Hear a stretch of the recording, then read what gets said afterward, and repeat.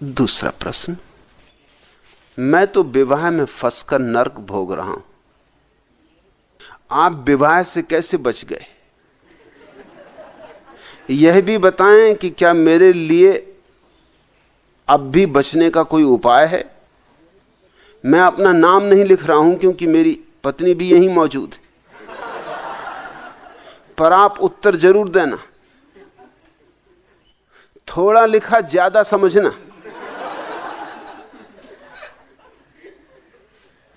थोड़ा लिखा वह तो ज्यादा समझूंगा, जो नहीं लिखा वह भी समझ लिया। पहली तो बात तुम पूछते हो आप विवाह से कैसे बच गए। अरे जाको राखे साइया, मार सके ना कोई।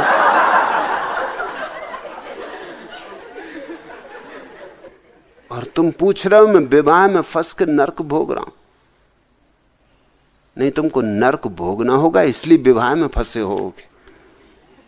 उल्टी बातें ना करो, शीर्षासन ना करो।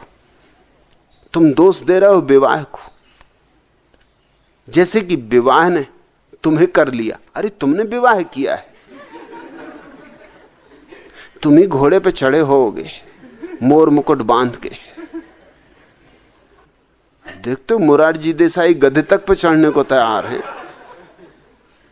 तुम घोड़े पे चढ़े होगे, दूल्हा राजा बने होगे। क्या मजा है, एक दिन के लिए राजा बना देते आदमी को, फिर जिंदगी भर का गुलाम, जोरू का गुलाम। और क्या गहरी तुम्हारी गुलामी का अपना नाम भी नहीं लिख रहे हो क्योंकि पत्नी यहीं मौजूद है। मैं समझा तुम्हारी तकलीफ। पति का अर्थ ही है जिसकी इति हो गई, जिसमें अब कुछ ना बचा। और पत्नी का मतलब है सदा रहे तनी तनी। वो बैठी होगी तुम्हारे बगल में और तनी तनी। और तुम ये मत समझना कि तुमने नाम नहीं लिखा है तो वो नहीं पहचानेगी। अरे जब तुम कम लिखा और मैं ज्यादा समझ रहा हूं तो तुम्हारी पत्नी तुम्हारा नाम न पहचान लेगी, नहीं लिखा पहचान लेगी।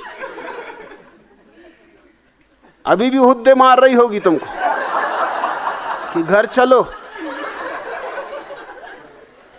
घर चल के दिखाऊंगी तुम्हें। मैंने सुना है एक जोड़ा मर के स्वर्ग के द्वार पर पहुंचा, और भी बहुत लोग मर के पहुंचे थे। रोज ही इतने लोग मरते हैं कि भीड़ लगी रहती है वहां। स्वर्ग के दरवाजे पर 2 तख्तियां लगी थी। एक तख्ती लगी थी कि जोरू के गुलाम यहां से प्रवेश करें, और जो अपनी जोरू के गुलाम नहीं है उनके लिए एक दूसरा दरवाजा था, वो यहां से प्रवेश करें। सारी भीड़ वहीं थी, जोरू के गुलाम जहां तख्ती लगी थी। सिर्फ एक आदमी, एक दुबला पतला सा आदमी, शायद तुम ही रहे हो, डरा डरा सा उस दरवाजे पर खड़ा था, अकेले ही, जहां से उनके लिए प्रवेश था, जो जोरू के गुलाम नहीं। जो राजदूत पहरा दे रहा था, रहे होंगे हमारे संत महाराज जैसे। उसने आके उस आदमी को एक धक्का दिया होगा, तू यहां क्या कर रहा है? तू समझता तू जोरू का गुलाम नहीं? चल लग क्यू में, जहां बड़े बड़े पहलवान खड़े हैं। तू यहां क्या कर रहा है? उसने कहा मैं क्या करूं, मैं यहां से नहीं हट सकता।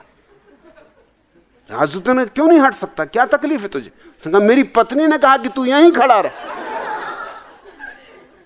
भगवान भी मुझे हटाए तो मैं हटने वाला नहीं जब तक मेरी पत्नी ना कहेगी।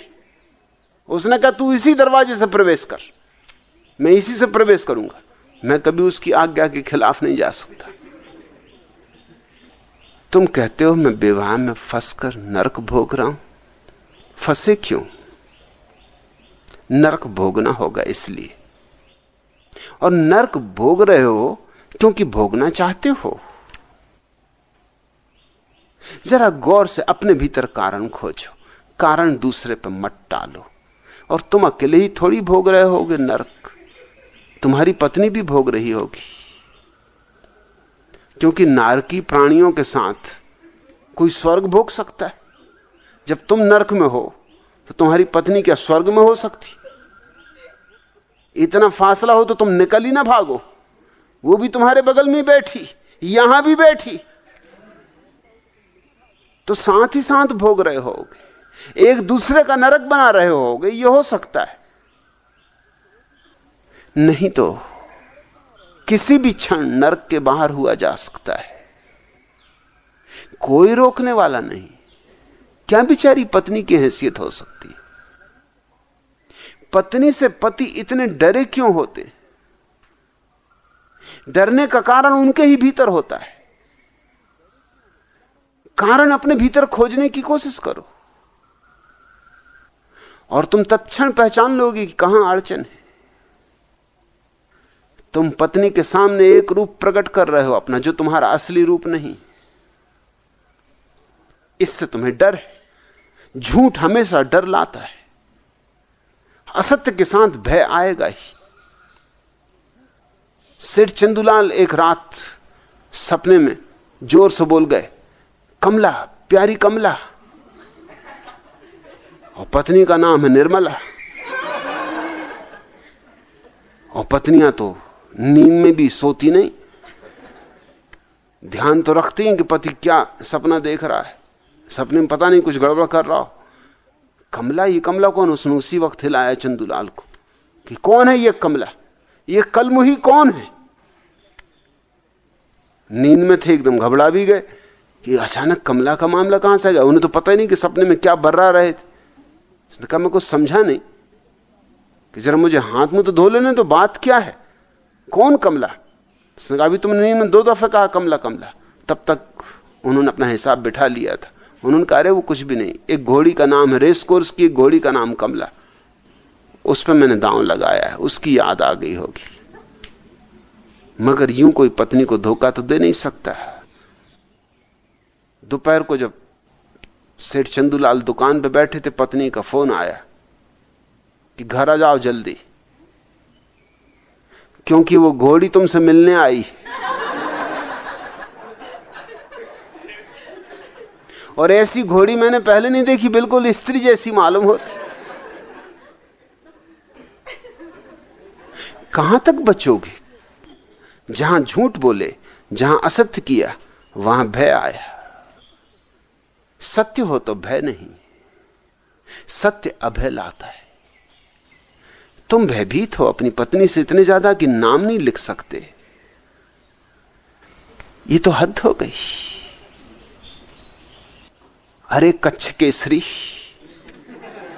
अचल गच्छाधिपति, जोरू के गुलाम सूरीश्वर महाराज, कुछ तो अपने को समादर दो, कुछ तो अपनी आत्म प्रतिष्ठा रखो। ऐसे क्या बिल्कुल भीगी बिल्ली बने हो? कारण खोजो, कितना भय क्या है, क्यों इतने डरे हुए हो? सेठ चंदूलाल के बेटे ने पूछा, पापा यह बकरा मियां मियां क्यों करता है? चंदूलाल ने कहा, बेटा इसे कसाईयों ने पकड़ लिया है, 2-4 घड़ी का मेहमान है यह, इसको झटका देकर मारकर इसका मांस बाजार में बेचा जाएगा। बेटा बोला, बस इतनी सी बात के पीछे मियां मियां कर रहा है। अरे मैं तो समझा कि लोग इसका विवाह करने ले जा रहे हैं। चंदूलाल का बेटा देखता है अपने बाप की दुर्गति दिन रात, स्वभाव था उसने सोचा कि इसका भी विवाह हो रहा है, दिखता है जो हमारे बाप पे गुजर रही वो इस पे गुजर रही। तुम्हारे बच्चे भी जानते हैं, एक घर में बच्चों में शांति रहे, सुव्यवस्था रहे, तो बच्चों की मां ने कहा कि सबको इकट्ठा करके कि सुनो, भारतीय परिवार, कोई 1.5 दर्जन बच्चे, एक ही चीज का उत्पादन हम जानते हैं, बच्चे। सबको इकट्ठा कर लिया, सबको वो एक जैसे कपड़े पहनाती थी। कई दफा उससे पूछा भी लोगों ने कि सबको एक जैसे कपड़े क्यों पहनाती। पहले उसके 3-4 ही बच्चे थे, उनको भी एक जैसे कपड़े पहनाती थी। तब वो कहती थी कि कहीं खो ना जाएं, इसलिए। और अब 10-15 बच्चे हैं, अब भी एक से कपड़े पहनाती, तो लोग पूछते अब क्यों? तो वो कहती कि इनमें कोई दूसरा आके ना मिल जाए, नहीं तो पता ही नहीं चलेगा, महीने 2 महीने तो पता ही नहीं चलेगा, इतनी भीड़ भड़क्का है। तो घर की तुम हालत समझ सकते हो। सबको इकट्ठा करके उसने कहा कि अब मैंने एक नियम बनाया है कि हर सप्ताह पुरस्कार बांटा जाएगा, जो सबसे ज्यादा आज्ञाकारी होगा उसको पुरस्कार मिलेगा। सब बच्चों ने कहा कि हमें इसमें कोई रस नहीं। उसने कहा क्यों? उसने कहा, बच्चों ने कहा कि हमें मालूम है पुरस्कार किसको मिलेगा, पिताजी को मिलेगा। आज्ञाकारी होना है, ये हमेशा पुरस्कार पिताजी को जाएगा, इसलिए हमें इसमें कोई रस नहीं। क्यों इतने तुम डरे हुए हो? इतना भय का क्या कारण है? आखिर पत्नी कोई जंगली जानवर तो नहीं है, कारण तुम्हारे भीतर होंगे। तुम पत्नी के सामने सरलता से अपनी प्रामाणिकता की उद्घोषणा करो। तुम जैसे हो वैसे ही खोल के अपने को रख दो, एक दफा झंझट होगी। तुम आज यहां आके भी अपना नाम नहीं लिख रहे हो, और पत्नी तो पता लगा लेगी, उसे तो पता लग ही गया होगा कि कौन सज्जन है ये। एक जैसी सैकड़ों भैंसों में से तूने अपनी भैंस को कैसे पहचान लिया? जज ने एक फरियादी महिला से पूछा। उसकी भैंस खो गई थी और उसने सैकड़ों भैंसों में से अपनी भैंस को खोज लिया। वो महिला बोली, इसमें कौन सी बड़ी बात है मालिक? अरे आपकी कचहरी में सैकड़ों काले कोट पहने हुए वकील खड़े, भैंसों जैसे ही लगते, लेकिन मैं अपने वकील को फिर भी पहचान ही रही हूं या नहीं? इसी तरह अपनी भैंस को मैंने पहचान लिया। तुम्हारी पत्नी तुम्हें पहचानती होगी। अरे अपनी भैंस को कौन नहीं पहचानता? तुम नाम लिख ही देते तो कम से कम ईमानदारी शुरू तो होती। यहीं से ईमानदारी शुरू करो, और नहीं तो बात तो पकड़ी जाएगी। अब तुम चोरी छुपे घर जाओगे, अब तुम डरते हुए कपते हुए घर जाओगे। यही भय का कारण है। हमेशा प्रामाणिक होने से भय के कारण विनष्ट हो जाते, और जब तुम भयभीत रहोगे तो देर अबेर पकड़े जाओगे, और तब तक बात और बिगड़ जाती। स्विमिंग पूल में तैर रहे सेठ चंदूलाल की भेंट एक सुंदरी से कराई गई। उससे कुछ देर बात करने के बाद वे घर लौटने लगे। तब उस सुंदरी से कहा कि भाई एक बात का ख्याल रखना, इस मुलाकात की कहीं चर्चा मत करना। करीब 1 माह बाद किसी पार्टी में सेठ चंदूलाल अपनी पत्नी के साथ गए तो वही सुंदरी फिर मिल गई। उसने 2-1 मिनट चंदूलाल की ओर गौर से देखा, फिर नमस्कार करके बोली, क्षमा कीजिएगा, आज आप कपड़े पहने हैं इसलिए पहचानने में थोड़ा समय लग गया। अब फंसे, अब बुरी तरह फंसे। ठीक ही है, देखा होगा स्विमिंग पूल पर नहाते हुए लंगोटी लगाए हुए। अब किसी को लंगोटी लगा देखो, फिर कपड़ों में देखो तो बहुत फर्क पड़ ही जाता है। जैसे महावीर स्वामी तुम्हें मिल जाए पैंट कोट टाई पहने हुए, तो मैं नहीं सोचता एक भी जैन मुनि पहचान पाएगा, सिर्फ मैं पहचान सकूंगा, बाकी कोई नहीं पहचान पाएगा। अब जिनको नंग धड़ंग देखा, अब उनको कैसे पहचानोगे पैंट कोट टाई पहने हुए?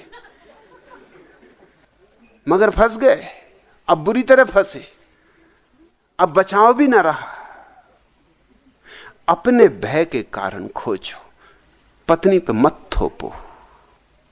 पत्नी का क्या कसूर है? तुम डरते हो इसलिए डरवाती है।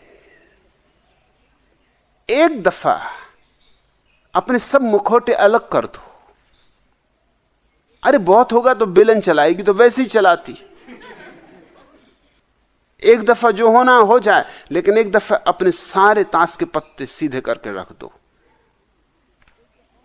मगर एक बार निपटारा कर लो, कह दो कि मैं ऐसा आदमी हूं, ये मेरी स्थिति है, अंगीकार हो तो ठीक, ना अंगीकार हो तो ठीक।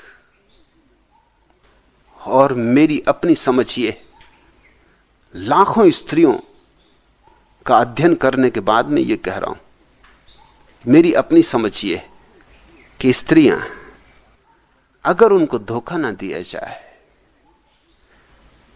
तो पुरुषों से बहुत ज्यादा प्रेमपूर्ण है, मगर जो उन्हें धोखा दे रहा हो उसके प्रति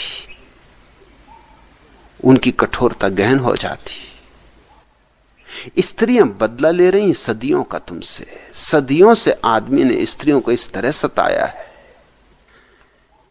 और कोई उपाय भी नहीं छोड़ा तुमने। सब द्वार दरवाजे बंद कर दिए, उनके लिए कोई स्वतंत्रता नहीं छोड़ी, उनके लिए जीवन का कोई आयाम नहीं छोड़ा। तुम उन्हें कहीं अकेला जाने ना दोगे, किसी से मिलने ना दोगे, किसी से मैत्री ना बनाने दोगे, उनके जीवन में किसी रुचि का विकास ना होने दोगे। उनको सब तरह से घर में बंद कर दिया है। अगर उनका क्रोध उबल आता हो और फिर तुम ही मिलते हो और तो कोई है भी नहीं, तो किस पे अपना क्रोध फेंके? तुम ही हो जिम्मेवार उनकी गुलामी के। उनको स्वतंत्रता दो। अपनी पत्नी को तुम वस्तु मत समझो, क्योंकि तुम जिस पत्नी को वस्तु समझोगे वो भी तुम्हें रास्ते पर लगाएगी, वो भी तुम्हें वस्तु बना के बताएगी। कोई भी व्यक्ति, चाहे स्त्री हो चाहे पुरुष, परतंत्र नहीं होना चाहता है, लेकिन पुरुषों ने स्त्रियों को तो परतंत्र बना लिया और खुद चाहते हैं कि स्वतंत्र बने रहें। यह असंभव, यह सौदा नहीं हो सकता। इसका दुष्परिणाम हुआ है। यहां मेरे आश्रम में तो कोई पुरुष सन्यासी किसी स्त्री से डरा हुआ नहीं है। कोई कारण नहीं है, कोई वजह नहीं है। चीजें साफ सुथरी हैं और चीजें साफ सुथरी होनी चाहिए। प्रामाणिक जीवन की यही तो शुरुआत है। तो किसी दिन शायद तुम परम सत्य को भी उपलब्ध हो सको। अगर तुम जीवन के इन छोटे छोटे मामलों में भी असत्य हो तो आशा ही छोड़ दो सत्य की। मुल्ला नसरुद्दीन से मैंने पूछा, नसरुद्दीन, क्या तुम्हारी और तुम्हारी पत्नी की राय कभी एक भी हुई है? नसरुद्दीन ने कहा, केवल जीवन में एक बार। जब हमारे घर में आग लगी थी तब हम दोनों ने एक ही साथ आगे के दरवाजे से निकलने की सोची थी। पत्नी के साथ थोड़ी मैत्री बनाओ। लेकिन मैं नहीं देखता किसी पति की अपनी पत्नी से मैत्री हो कि वो अपने हृदय की बातें उससे कहता हो। पति पत्नी बातें करते ही नहीं। असल में पति बात ही करने में डरता है कि कहीं बात में से कोई और बात ना निकल आए। पत्नी को देखा एकदम अखबार पढ़ने लगता, वही अखबार जो 3 दफे दिन भर में पढ़ चुका है, फिर पढ़ने लगता है। जल्दी से रेडियो खोल लेता है, यह बातें भी करता है तो इधर उधर की करता है, जिसमें पत्नी को कोई रस नहीं, जिसमें उसको भी कुछ रस नहीं, सिर्फ समय काटने के लिए बातें करता है। सिर्फ ऐसी बातें करता है जिनमें कोई झगड़े का उपाय ना हो, और वही वही बातें फिर रोज करता है। पत्नी भी ऊब जाती उसकी बकवास सुन सुन के। मैत्री साधो। प्रेम तो दूर की बात है, कम से कम मैत्री तो साधो। और मैत्री सधे तो शायद कभी प्रेम भी सध जाए। कभी पत्नी के साथ बैठ के ताश खेलते हो, कभी पत्नी के साथ बैठ के शतरंज खेलते हो, कभी चौपड़ बिछाते हो, कभी पत्नी के साथ बैठ के गपशप करते हो। कोई संबंध नहीं तुम्हारा मैत्री का। पति और पत्नी के बीच मैत्री असंभव मालूम होती तो फिर दुश्मनी ही बच रहती। फिर बचा क्या? एक ही नाता बच रहा फिर, और वो दुश्मनी का। और तुम कहते हो स्त्री धन है। तुम ऐसी कहावतें बनाए हुए, जर जोरू जमीन, झगड़े के घर 3। तुमने जोरू को भी जमीन और जर के साथ जोड़ दिया। इस सारे अपमान का बदला किससे लिया जाए? तो ये विस्फोटक स्थिति है। सेठ चंदूलाल अपनी पत्नी से बोले, देख भाई, तू बात बात में लड़ा नहीं कर, घर में थोड़ी शांति रहने दे, कृपा कर। उनकी पत्नी गुलाबों ने बेलन उठा के कहा कि तुम्हें ये इल्जाम लगाते शर्म नहीं आती? मैं कहां लड़ती हूं, ऐसे गलत इल्जाम लगाए तो याद रखना, ऐसा मारूंगी कि नानी की याद आ जाएगी। पति और पत्नी के बीच एक तनाव है, और वो तनाव तुम झुठलाने की कोशिश करते हो, लीपापोती करते रहते हो, मगर उस तनाव को हल करने की कोशिश नहीं करते। तुम सरलता से स्वीकार करो कि पत्नी की भी अपनी स्वतंत्र आत्मा है, उसका अपना व्यक्तित्व है, अपनी निजता है, और तब वह भी तुम्हें मौका देगी स्वतंत्र होने का और निज होने का। और स्वतंत्रता के लिए सब कुछ निछावर किया जा सकता है। विवाह कुछ इतनी मूल्यवान चीज नहीं कि उसके लिए तुम्हें अपना जीवन निछावर करना पड़े। और एक बार पत्नी को यह समझ में आ जाए कि तुम स्वतंत्रता को इतना प्रेम करते हो कि अगर विवाह भी खत्म होता हो तो तुम फिक्र ना करोगे, लौट के ना सोचोगे, तो पत्नी पुनर्विचार करेगी पूरी स्थिति पर। लेकिन तुम डरे रहे तो डराए जाओगे। बिल्लू गुरु बैठक खाने में दोस्तों से बात कर रहे थे। उनकी बात सुन रहे उनके बेटे ने भागकर मां को सूचना दी, मां डैडी कह रहे हैं कि पति और गधे में अंतर नहीं होता, क्या वे गधे? मां बोली, बड़ों की बात में अविश्वास नहीं करना चाहिए, वे जो कहते हैं सही कहते। पति पत्नी के बीच एक मैत्री का नाता चाहिए, अन्यथा क्या बच रहता है फिर? पत्नी नौकर हो गई तुम्हारी, खाना बनाए, बच्चों को पाले, दिन भर घर साफ करे, तुम्हारे कपड़े धोए, और फिर उसका शरीर है तुम्हारे लिए, उसका तुम रात उपयोग करो, और बदले में तुम क्या दे रहे हो? तुमने कभी पत्नी बर्तन मल रही हो उसके साथ हाथ बटाया बर्तन मलने में? वो घर साफ कर रही हो तो तुमने कभी कहा कि तू बैठ आराम कर ले, मैं फुर्सत में बैठा हूं, मैं घर साफ किए देता हूं? तुम थोड़ी मैत्री बनाना शुरू करो तो ये भय अपने से विसर्जित हो जाए, और तुम पत्नी को सम्मान दो तो ही सम्मान पा सकते हो। सम्मान के उत्तर में ही सम्मान मिलता है। तुम अपमान कर रहे हो तो अपमान ही पाओगे। पुरुषों की यह दृष्टि है कि स्त्रियां क्या हैं, पैर की जूतियां हैं, कैसे सम्मान पाओगे? और साधारण लोगों की नहीं, तुम्हारे बाबा तुलसीदास जैसे लोगों तक की भी यही बुद्धि है। ढोल गमार शूद्र पशु नारी,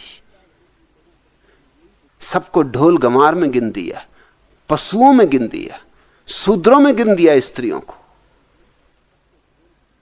और कभी बाबा तुलसीदास ने यह भी न सोचा कि उनकी स्त्री के कारण ही उनके जीवन में राम का पदार्पण हुआ। उसी स्त्री को धन्यवाद देना था, उसको धन्यवाद तो कभी नहीं दिया, गाली दी, जैसे बदला लिया। खुद तो कामी और अंधे थे, और इतने अंधे कि पत्नी गई थी मायके तो भरी बरसात की रात में चोरी से पहुंच गए, नदी पार कर लिए एक मुर्दे को पकड़ के, ये सोच के कि लकड़ी का कोई बड़ा भारी झाड़ बहा जा रहा है। ऐसे अंधे रहे होंगे, वासना सदा अंधी होती। फिर घर के पीछे से गए, बाहर से तो जाने का उपाय न था। क्या कहते पत्नी के मां बाप कि अभी 2 दिन तो उससे आए नहीं हुए और तुम चले आए, और आधी रात, ये कोई वक्त है आने का? कोई खबर भी न की। तो घर के पीछे से, बरसात के दिन थे, एक सांप लटक रहा था छज्जे से, उसको पकड़ के चढ़ गए। वासना तो बिल्कुल अंधी है, वो समझे कि रस्सी लटक रही, होश ही कहां था। पत्नी ने जब ये सब देखा, ऊपर जब पहुंचे तो उसने कहा कि ये तुम क्या करते हो? अगर इतना प्रेम तुम्हारे मन में परमात्मा के प्रति होता तो तुम परमात्मा को पा लेते। और ये अंधापन, ये मोह से आविष्ट दशा सुंदर तो नहीं।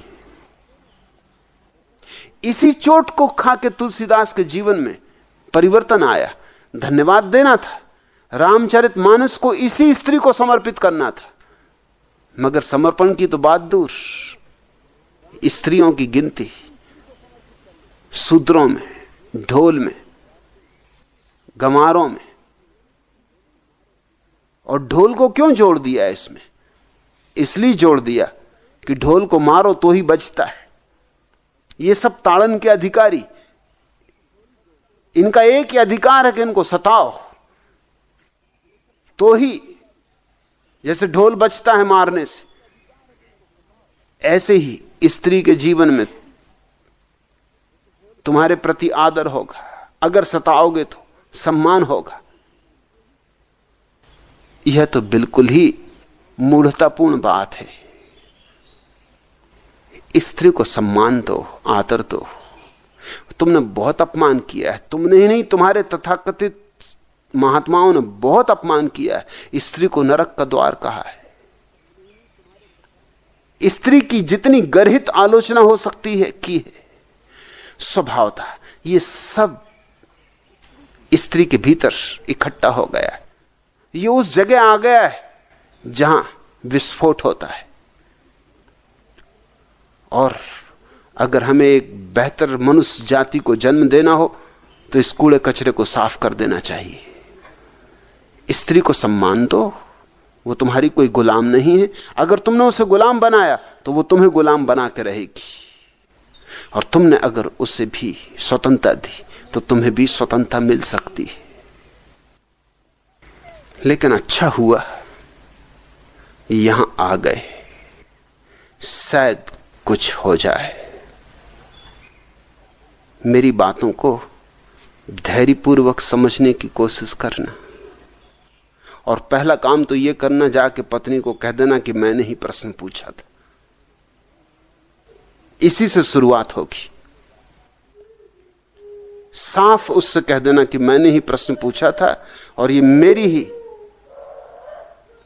भ्रांतियां और मेरे ही भय आधारभूत है। अपने हृदय को खोल के रख देना निष्कपट। जब भी आ गए भला, देर से आए तो भी भला, सुबह का भूला सांझ भी घर आ जाए तो भी भूला नहीं कहता। देर लगी आने में तुमको, देर लगी आने में तुमको, शुक्र है फिर भी आए तो। देर लगी आने में तुमको, शुक्र है फिर भी आए तो। आस ने दिल का साथ न छोड़ा, आस ने दिल का साथ न छोड़ा, वैसे हम घबराए तो। आस ने दिल का साथ न छोड़ा, वैसे हम घबराए तो। देर लगी आने में तुमको। सफक धनक महताब घटाएं, सफक धनक महताब घटाएं, तारे नभ में बिजली फूल। इस दामन में क्या क्या कुछ है, दामन हाथ में आए तो। सफक धनक महताब घटाएं, तारे नभ में बिजली फूल। इस दामन में क्या क्या कुछ है, दामन हाथ में आए तो। देर लगी आने में तुमको। झूठ है सब तारीख हमेशा अपने को दोहराती है, झूठ है सब तारीख हमेशा अपने को दोहराती है। अच्छा मेरा ख्वाब जवानी थोड़ा सा दोहराए तो, अच्छा मेरा ख्वाब जवानी थोड़ा सा दोहराए तो। देर लगी आने में तुमको। चाहत के बदले में हम तो बेच दें अपनी मर्जी भी, चाहत के बदले में हम तो बेच दें अपनी मर्जी भी। कोई मिले तो दिल का गाहक, कोई हमें अपनाए तो। कोई मिले तो दिल का गाहक, कोई हमें अपनाए तो। चाहत के बदले में हम तो बेच दें अपनी मर्जी भी। कोई मिले तो दिल का गाहक, कोई हमें अपनाए तो। देर लगी आने में तुमको, शुक्र है फिर भी आए तो। आस ने दिल का साथ न छोड़ा, वैसे हम घबराए तो। देर लगी आने में तुमको। कोई चिंता नहीं, विवाह हो गया, उलझ गए जाल में। लेकिन कितनी ही देर हो गई हो, अभी भी क्रांति घट सकती है। और अच्छा ही हुआ कि इस अनुभव से गुजर गए। बिना इस अनुभव से गुजरे भी मुश्किल थी। न विवाह करते तो सोचते कि जिन्होंने विवाह किया है, आहा कैसे मजे में। जैसा अभी सोच रहे हो कि जिन्होंने विवाह नहीं किया, आहा कैसे मजे में। जो मिल जाता है उससे आदमी अतृप्त हो जाता, और जो नहीं मिलता उसमें आशा लगी रहती। अच्छे हुआ कि एक झंझट से मिट गए, एक उपद्रव मन से शांत हो गया। ये तो अकल आ गई। इतनी अकल विवाह ला दिया, यही कोई कम बात है? इतना होश आ गया कि फंस गए, नरक में पड़ गए, मगर अपने हाथ से पड़े हो तो बाहर निकल सकते हो। ये अनुभव कीमती हो सकता है। और जिस स्त्री को तुमने अपनी पत्नी बनाया है, खुद भी निकलो, उसे भी निकालो। इतना तो कर्तव्य है ही। जैसे तुम नरक में गिरे हो और उसे भी गिराया है, ऐसे ही तुम भी निकलो और उसे भी निकालो। और मैं कहता हूं कि तुम अगर निकलो तो वह भी निकल आएगी। मैंने सदा अनुभव किया है कि स्त्रियों के पास ज्यादा सूझबूझ स्पष्ट, क्योंकि स्त्रियां बुद्धि से नहीं सोचती, हृदय से सोचती, तर्क से नहीं सोचती, लेकिन उनका प्रेम पर्याप्त है उनको अंतर्दृष्टि देने में। अगर वो देखेगी तुम्हारा उज्जवल रूप, तुम्हारा ध्यानस्थ रूप, तुम्हारा उठता हुआ प्रकाश, तुम्हारा खिलता हुआ फूल, तो तुमसे पीछे नहीं रह जाएगी, तुमसे आगे भी जा सकती है। अकेले मुक्त होने की चेष्टा तो बहुत लोगों ने की, भाग गए जंगल, मगर मैं उनको भगोड़े मानता हूं, कायर मानता हूं। कोई भागने की जरूरत नहीं। जहां हो वहीं मुक्ति भी हो और वहीं दूसरों को भी मुक्ति देने का उपाय करो, और तुम्हारे मुक्त होने से उनके लिए भी मार्ग खुलेगा।